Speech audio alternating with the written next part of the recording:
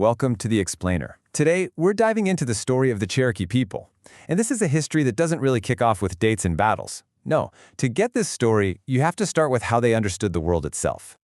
So, let's jump right in. And we're not starting with a date, we're starting with a worldview. Look at this quote. This isn't just some old folk tale, right?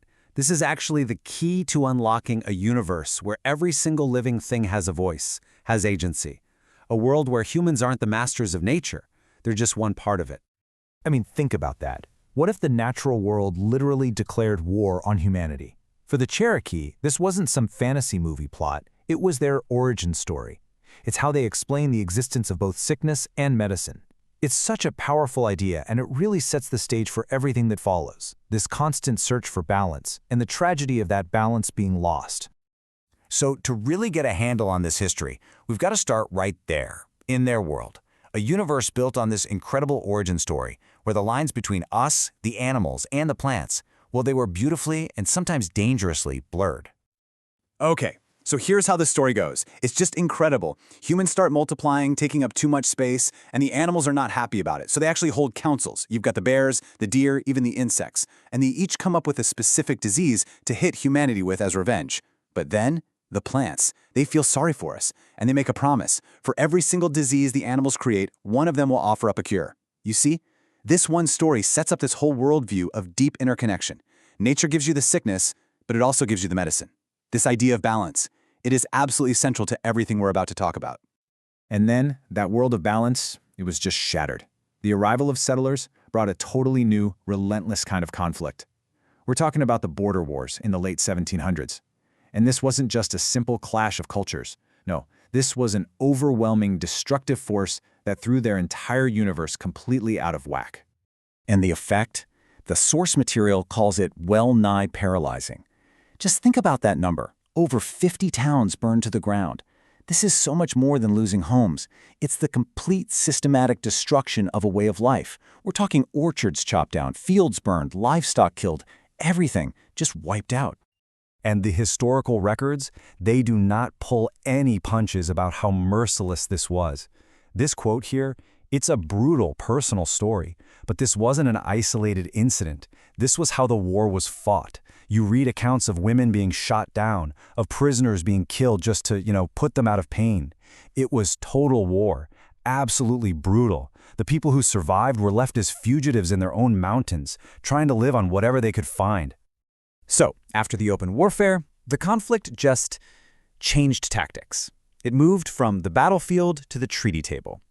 And what you see on this timeline is a slow, relentless process. Over decades, treaty after treaty systematically stripped away their ancestral homelands. The first one was supposed to set permanent boundaries, but each one just became another step toward losing everything. And it all leads up to that final one, the 1835 Treaty of New Echota, which, by the way, was a total fraud. It was signed by a tiny group of people who had no authority, but that piece of paper sealed the fate of the entire nation. But here's where the story takes a fascinating turn. Even as their physical world is literally shrinking beneath their feet, as that balance we talked about is being violently torn apart, the Cherokee people pull off one of the greatest intellectual achievements in modern history. While their land is being taken away, they create this incredible new tool to hold on to their culture and their knowledge. And the story behind it is just remarkable. It's about this one man, Sequoya. He was a silversmith, a hunter, and get this, he couldn't read or write in any language. But he saw the settlers talking leaves, as he called them, and he became obsessed with the idea. He thought, my people need this. For 12 years he worked on it. People thought he was crazy, they ridiculed him, some even accused him of witchcraft. But he was just driven by this one powerful idea, to give the Cherokee the power of the written word. And what he created wasn't an alphabet like ours. It was a syllabary. So instead of characters for letters like A, B, C, each of the 85 characters stood for a whole syllable sound. And that was the genius of it. It was perfectly designed for the Cherokee language, so intuitive that people could learn it in just a few days. The whole nation basically taught itself how to read and write. One writer at the time said, the whole nation became an academy. Can you imagine? In just a few months, a whole people became literate, without schools or teachers. So in 1821, it becomes official. The Cherokee National Council adopts the syllabary, and it just sparks this incredible cultural renaissance. All of a sudden, People are writing letters back and forth between the East and those who had already moved west. They started making plans for a national newspaper, a library, a museum.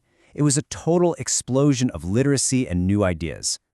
And this is what's so heartbreakingly ironic about this whole story. Right at this moment, at the absolute peak of their innovation, I mean, they're writing their own constitution, printing their own newspapers, they're met with the ultimate betrayal. The political pressure from the outside world just reached a boiling point. It didn't matter that they were advancing so quickly. It didn't matter that they had a written language and a Republican government. The Indian Removal Act was passed. So when the deadline on that fraudulent treaty came up in 1838, out of 17,000 Cherokee in the East, only about 2,000 had left. The vast majority just refused to recognize the treaty. They stayed put, in their homes. So the government sent in the army, a force of about 7,000 soldiers, regulars, militia, volunteers, was sent in to forcibly remove them. They were literally rounded up from their farms, dragged out of their homes, and herded into stockades, basically concentration camps, to wait for the march west to begin. And the human cost was just staggering. The first roundups in the summer were so deadly, the Cherokee leaders actually begged to manage the removal themselves, just so they could wait for the cooler weather of autumn. But it was too late. During that long, forced march, more than 4,000 people, men, women, and children, died.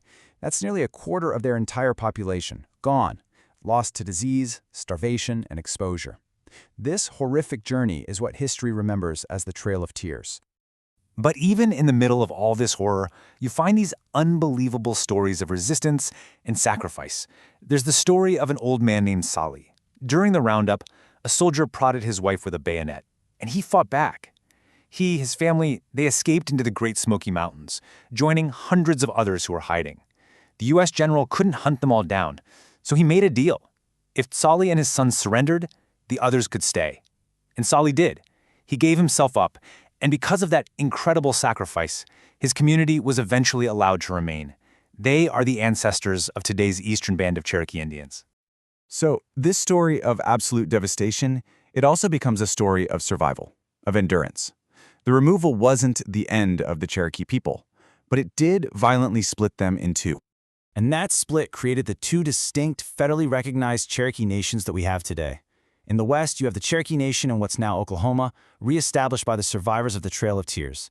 And back in the East, in North Carolina, you have the Eastern Band of Cherokee Indians, the descendants of Tsulʻkălû and those who hid in the mountains.